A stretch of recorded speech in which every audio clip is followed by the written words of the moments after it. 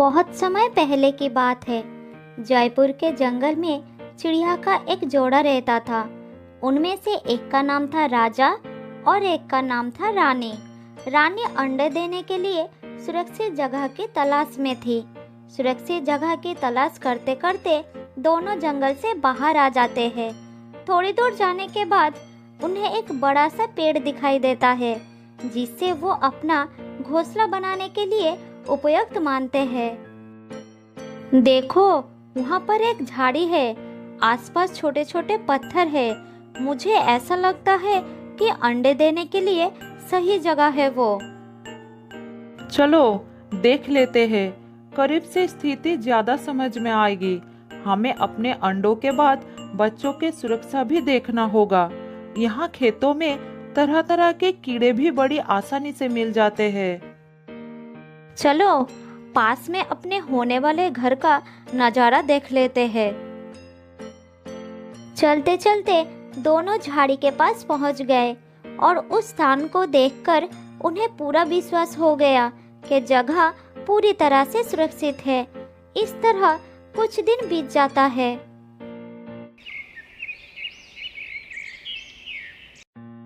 एक दिन रानी ने अंडे देती है। वो अंडों को देख रही थी। ठीक उस समय उसका नजर एक खरगोश पर गई। खरगोश पेड़ के पास कुछ खा रही थी। उसने भी रानी को देख लिया और उसके पास चली आई।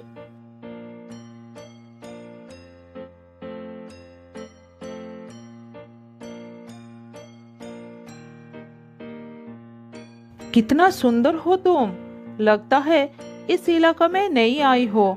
बहुत अच्छी बात है। मैं आपकी पड़ोसन हूँ। वैसे तो यहाँ सब कुछ ठीक है, लेकिन एक लोमड़ी से सावधान रहना पड़ता है। वो मौका देखकर हमला कर देती है। बस उससे ही बचकर रहना होगा। मैं भी ख्याल रखूंगी। ठीक है बहन, बहुत बहुत शुक्रिया। आप जैसी अच्छी पड़ोसन को पाकर मैं बहुत खुश हूँ। मैं यहाँ नई आई हूँ। आप कभी कभी आएंगे तो बहुत मदद होगी। मुझे भी बड़ी खुशी हो रही है। ठीक है बहन, मैं चलती हूँ। अपना ख्याल रखना। मैं पास में रहती हूँ। कभी भी जरूरत हो तो मुझे बुलाना, मैं चली आऊंगी।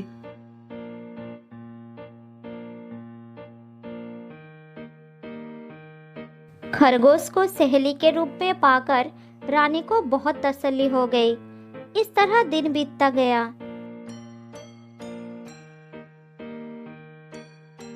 खरगोश अक्सर बात करने के लिए रानी के पास आ जाती थी। दोनों ने अपनी अपनी सुख दुख के बातें करते थे। इस तरह दोनों में अच्छी दोस्ती भी हो गई। खरगोश रानी के लिए खाना भी ले आती थी।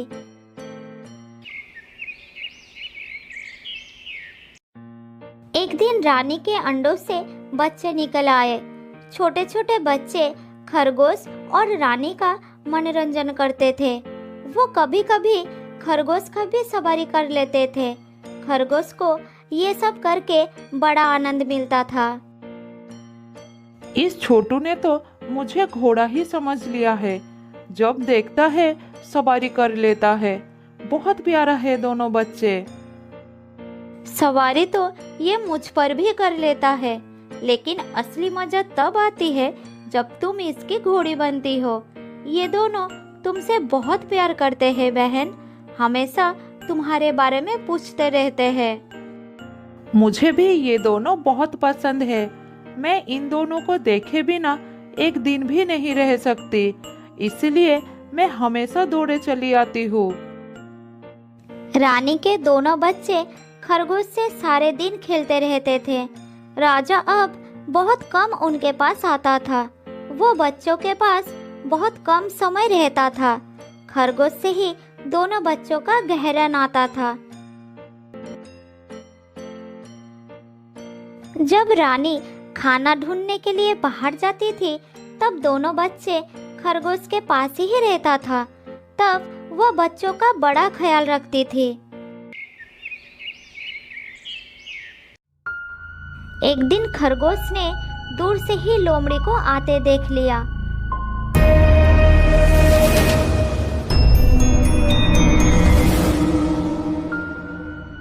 रानी अपने बच्चों के पास नहीं थी।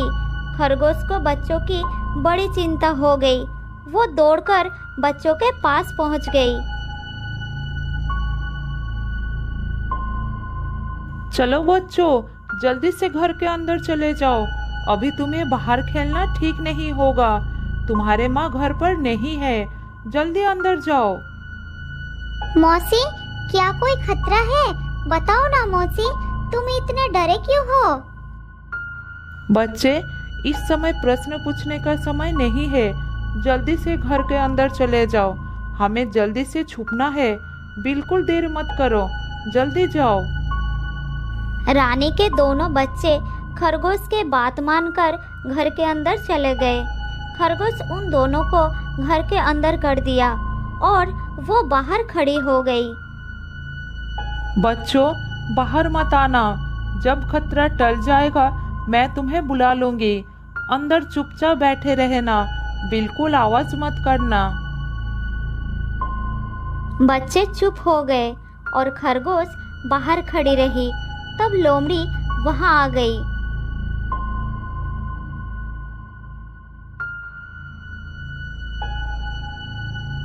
खरगोश, तुम यहाँ क्या कर रहे हो? चिड़िया के बच्चे कहाँ हैं? जल्दी बताओ। मैंने दूर से उन दोनों को तुम्हारे पास देखा है। जहाँ उन्हें होना चाहिए वही है, लेकिन तुम यहाँ क्या कर रही हो? बात मत बनाओ, जल्दी से बताओ। चिड़िया के बच्चे कहाँ हैं? क्या तुम उन दोनों को छुपा दिया? बच्चे उनके माँ के साथ घूमने गया है। तुम्हारा यहाँ आना ही बेकार। इतने में रानी का एक बच्चा पीछे से बोला, मौसी, झूठ मत बोलो। हम दोनों माँ के साथ घूमने नहीं गए। हम तो यहाँ हैं। तुम लोग अंदर जाओ, बाहर मत निकलो। क्यों रे खरगोश, तू मुझसे झूठ क्यों बोली? मैं अभी पहले बच्चों की खबर लेती हूँ, उसके बाद तेरी खबर लूंगी। मेरी जीते जी तुम बच्चों को छू भी नहीं पाओगे। चले जाओ यहाँ से। इतना कहकर खरगोश लोमड़ी के ऊपर टूट पड़ी और लोमड़ी को काट लिया। दोनों में लड़ाई होने लगी, एक दूसरे पर वार करने लगे। लोमड़ी का पालड़ा भारी पड़ रहा था। खरगोश भी हार नहीं मान रही थी, लगातार लड़े जा रही थी।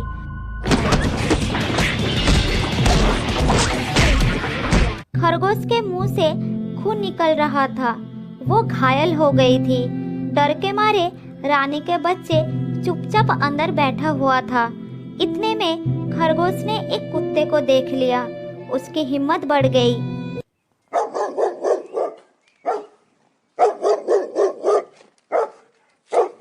कुत्ते ने उन्हें लड़ते देखा और उन दोनों की ओर दौड़ा।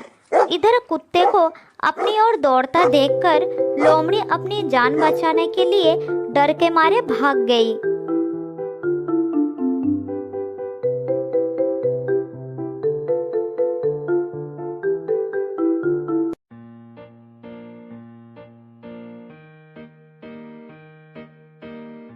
भैया, तुम्हें बहुत बहुत शुक्रिया। तुमने अच्छा काम किया जो लोमड़ी को भगा दिया। मुझे खुद से ज्यादा रानी के बच्चों की चिंता हो रही थी। आज तुमने सही समय पर नहीं आते तो ना जाने क्या हो जाता। उधर राजा ने एक तोता से अपने बच्चों के बारे में पूछा। बहन, तुमने कहीं मेरे दोनों बच्चों को देखा है? मैं उन्हें कहीं देख नहीं पा रहा हूँ। तुम्हारे बच्चे तो खरगोश लेकर चली गई।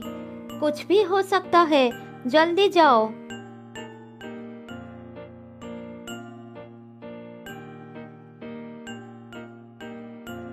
राजा ने जब खरगोश के पास पहुंचा, तब खरगोश के मुंह से खून निकल रहा था। राजा ने सोचा खरगोश ने उसके बच्चों को मार दिया है, इसलिए मुंह में खून लगा है। राजा ने बिना कुछ पूछे खरगोश के ऊपर वार करना शुरू कर दिया। उसे चोंच से मारने लगा।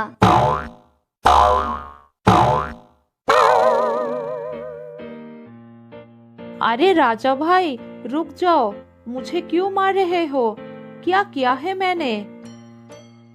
तूने मेरे बच्चों को मारा है, मैं तुझे जिंदा नहीं छोड़ूंगा। मैं भला क्यों मारूंगी? तुम्हारे बच्चे सही सलामत है। बच्चों, बाहर आओ। बच्चे लोमड़ी और खरगोश के लड़ाई देखकर पूरी तरह से डर गए थे, इसलिए वो बाहर नहीं आ रहे थे। इतने में रानी आ गई और उसने अपने दोनों बच्चों को अंदर से निकालकर बाहर लाई और अपने पति को डांटने लगी। तुम कैसे बाप हो? बच्चों का ध्यान नहीं दिया जाता और मेरी बहन पर ऐसा गंदा आरोप लगा दिया। उसने तो बच्चों को लोमड़ी से बचाया और खुद उनके लिए लड़ गई, घायल हो गई। खरगोश बहन, मुझे माफ कर दो। मैंने तुम्हें पहचानने में बहुत गलती कर दी। तुम बच्चों की सच्ची मौसी हो। इसके बाद वो सब मिलकर खुशी खुशी रहने लगे। बहुत साल पहले की बात है। जयपुर के जंगल में शेर खान का शासन था। शेर खान दिल का बहुत अच्छा था। शेर खान हमेशा जंगल के जानवरों का ख्याल रखता था। एक सियार शेर खान का वफादार मंत्री था। वो जंगल में घूमता और सारे समाचार लाकर शेर खान को देता रहता था। एक दिन सियार शेर खान के पास आया और कहा,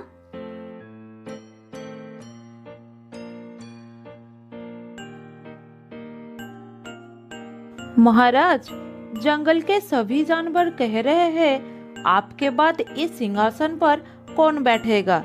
इसलिए सब कह रहे हैं कि आपको शादी कर लेना चाहिए, क्योंकि आपका संतान ही आगे चलकर इस जंगल का राजा बनेगा। जंगल के जानवर सही कह रहे हैं। मेरा संतान ही आगे चलकर इस जंगल का राजा बनेगा, इसलिए मैं अवश्य शादी करूंगा। तुम शादी का तैयारी करो। फिर शेर खान की शादी बड़ी ही धूमधाम से हो रही थी। जंगल के सभी जानवरों को शादी में बुलाया गया था, सिर्फ एक छोटे से चूहे को छोड़कर। शादी में बहुत सारा खाने पीने का इंतजाम किया गया था। सभी जानवर पेट भर खाना खाया। इधर चूहा को निमंत्रण ना मिलने के कारण वो बहुत गुस्से में था। ये शेर तो बड़ा ही घमंडी निकला। उसने मुझे शादी में ना बुलाकर मेरा अपमान किया है। मैं इसका बदला अवश्य लूंगा। इस बात को लेकर चूहा बड़ा ही नाराज था। वो मन ही मन सोचने लगा कि इसका बदला कैसे लिया जाए। कुछ देर सोचने के बाद वो एक तरकीब निकाली। मैं भी शादी करूंगा। हाँ, मैं भी शादी करूंगा। बड़ी धूमधाम से शादी करूंगा मैं, और शादी में उस शेर को छोड़कर सभी को निमंत्रण करूंगा। हाँ, यही ठीक रहेगा। फिर चूहे ने शादी करने का फैसला कर लिया और वो अपने लिए एक दुल्हन ढूंढने निकल पड़ा। थोड़ी दूर जाने के बाद उसे एक दुल्हन दिखाई पड़ा। फिर चूहे ने उसके पास जाकर कहा, शादी तो मैं कर लूं, लेकिन किसके साथ? इससे तो मैं बिल्कुल नहीं शादी करूंगा। मेरी दुल्हन तो उस घमंडी शेर के दुल्हन से भी सुंदर और शक्तिशाली होनी चाहिए।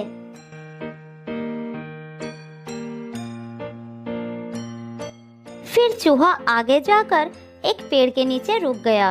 दुल्हन की खोज को लेकर चूहा चिंतित हो गया। वो सोच रहा था कि भला इतनी सुंदर और शक्तिशाली दुल्हन उसे कहाँ मिलेगा। ये सोचते सोचते वो चल ही रहा था, तब उसकी नजर आसमान की तरफ गई। उसने देखा कि सूरज भगवान आसमान में चमक रहे हैं। तभी उसके दिमाग की बत्ती जली। अरे वाह, सूरज भगवान तो सबसे शक्तिशाली है। कितना तेज है उनका। क्यों ना मैं उनकी बेटी से ही शादी कर लूं? हाँ, यही ठीक रहेगा। उनकी बेटी सुंदर भी होगी और शक्तिशाली भी। फिर एक पेड़ के नीचे ध्यान लगाते हुए बैठ गया और सूरज भगवान की तपस्या करने लगा। ओम सूर्याय नमः, ओम सूर्याय नमः, ओम सूर्याय नमः। इधर चूहे को तपस्या करते हुए देखकर सूरज भगवान बहुत आश्चर्य हुए कि भला एक नन्हा सा चूहा उनकी तपस्या क्यों कर रहा है। फिर सूरज भगवान चूहे के सामने प्रकट हुए।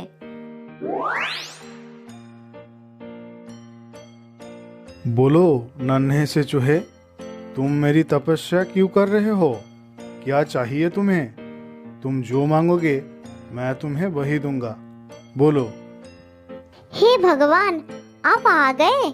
मुझे तो अपनी आंखों पर विश्वास नहीं हो रहा है कि एक नन्हा सा चूहे की बात सुनकर आप मेरे पास आए हैं। हाँ, मैं सचमुच तुम्हारे पास आया हूँ। बोलो तुम्हें क्या चाहिए? भगवान, मैं शादी करना चाहता हूँ। अरे वाह, ये तो बड़ी अच्छी बात है। लेकिन इस बारे में तुम्हें मेरी मदद क्यों चाहिए? क्योंकि मैंने ये प्रण किया है भगवान कि मैं दुनिया की सबसे शक्तिशाली व्यक्ति की लड़की से ही शादी करूंगा और आप इस दुनिया की सबसे शक्तिशाली व्यक्ति हो, इसलिए मैं आपकी ही बेटी से शादी करना चाहता हूँ। चूहे की बात सुनकर सूरज भगवान सोच में पड़ गए कि भला एक चूहे से वो अपनी बेटी की शादी कैसे करवा सकते हैं। फिर उन्होंने मन ही मन सोचने लगे, ये चूहा तो पागल लगता है। मैं भला अपनी बेटी की शादी इससे कैसे करवा सकता हूँ? कुछ भी करके मुझे इससे छुटकारा पाना ही होगा। मगर कैसे? मुझे जल्द ही कुछ करना होगा, नहीं तो मैं फंस जाऊंगा। तभी उनके मन में एक उपाय आया और चूहे से कहे, अरे ये तो बड़ी ही अच्छी बात है कि तुम मेरी बेटी से शादी करना चाहते हो। तीनों लोकों में ढूंढने पर भी तुम्हारे जैसा दूल्हा मेरी बेटी को नहीं मिलेगा। सूरज भगवान की ये बात सुनकर चूहा मन ही मन बड़ा खुश हुआ। उसके मन में शादी की सहनाइयां बजने लगे। तभी सूरज भगवान की आवाज उसके कान पर आई, मैं अपनी बेटी की शादी तुमसे जरूर करवाता, लेकिन मैं इस दुनिया का सबसे शक्तिशाली व्यक्ति नहीं हूँ। और तुमने तो प्रण किया है कि दुनिया की सबसे शक्तिशाली व्यक्ति की बेटी से तुम शादी करोगे, तो तुम मेरी बेटी से कैसे शादी कर सकते हो? क्या आपसे भी ज्यादा शक्तिशाली? मगर कौन है वो?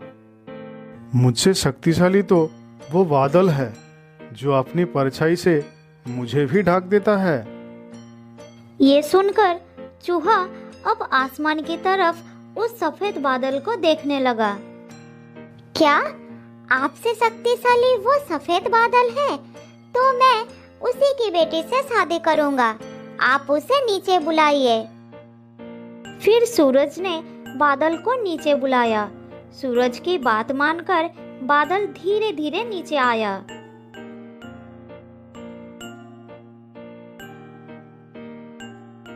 मैं आपकी बेटी से शादी करना चाहता हूँ क्योंकि आप सबसे शक्तिशाली हो। ये तो बहुत अच्छी बात है। आप जैसा दूल्हा तो नसीब वालों को ही मिलता है। मैं तो बस यही कहना चाहता था कि मैं इस दुनिया का सबसे शक्तिशाली व्यक्ति नहीं हूँ। मुझसे शक्तिशाली तो ये हवा का झोंका है जो अपनी एक फूंक से मुझे दूर भगा सकता है। अच्छा, ये बात है। तो मैं हवा की बेटी से शादी करना चाहता हूँ। आप उसे जल्द ही यहाँ बुलाइए। फिर हवा को वहाँ पर बुलाया गया। हवा भी धीरे धीरे चूहे के सामने आ गया।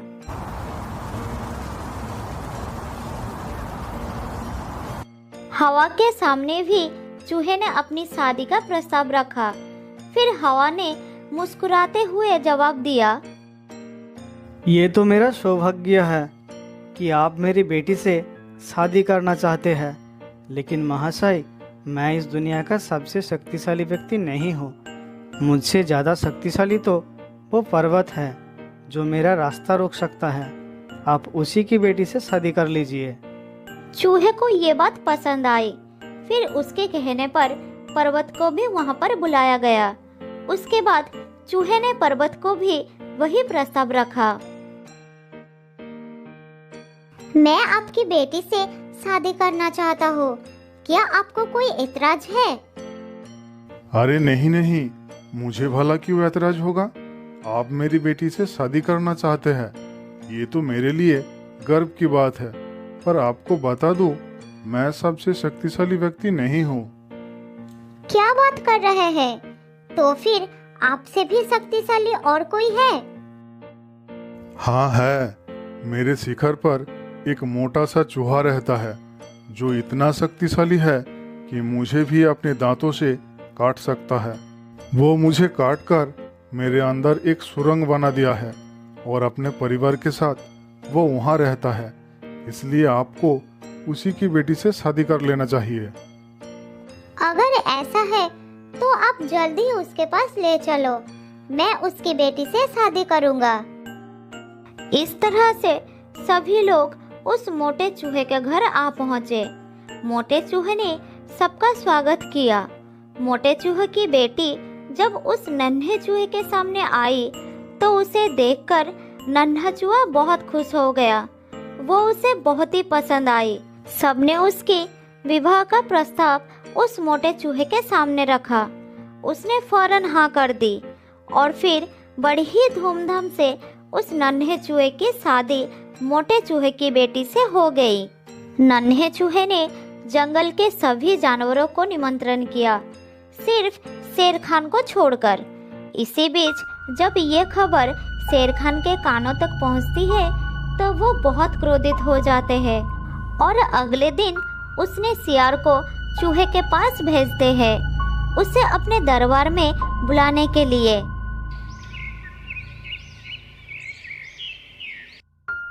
अगले दिन सुबह सियार चूहे को बुलाने के लिए उसके घर में जाता है। अरे चूहे भाई, तुम्हें महाराज शेर खान ने बुलाए हैं, जल्दी चलो। फिर चूहा सियार के साथ शेर खान के दरबार में जाता है। उसे देखते ही शेर खान चिल्लाकर कहते हैं, कीड़े चूहे, तेरा इतना बड़ा दुस्साहस! तूने जंगल के सभी प्राणियों को अपनी शादी का न्योता भेजा, सिर्फ मुझे छोड़कर। मैं इस जंगल का राजा हूँ। तूने मुझे निमंत्रण ना देकर बहुत बड़ा अपमान किया है। तूने ऐसा क्यों किया? महाराज, आप भी तो अपने शादी पर मुझे निमंत्रण नहीं किए थे। उस दिन मुझे भी बहुत दुख हुआ, इसलिए मैं भी आपको निमंत्रण नहीं भेजा था। लेकिन मैंने तो सियार से कहा था कि जंगल के सभी प्राणियों को निमंत्रण करे, तो उसने तुम्हें क्यों छोड़ दिया? क्यों रे सियार, तूने ऐसा क्यों किया? महाराज, गलती हो गई। मैं समझा छोटा सा चूहा, उसे निमंत्रण देकर क्या होगा, इसलिए उसे नहीं बताया महाराज। मुझे माफ कर दीजिए महाराज। ठीक है, ऐसा गलती दोबारा मत करना, नहीं तो मैं तुझे नहीं छोड़ूंगा। इस जंगल के सभी जानवर एक साथ मिलजुल कर रहेंगे, कोई किसी से ईर्ष्या नहीं करेगा। ठीक है, अब तुम जाओ।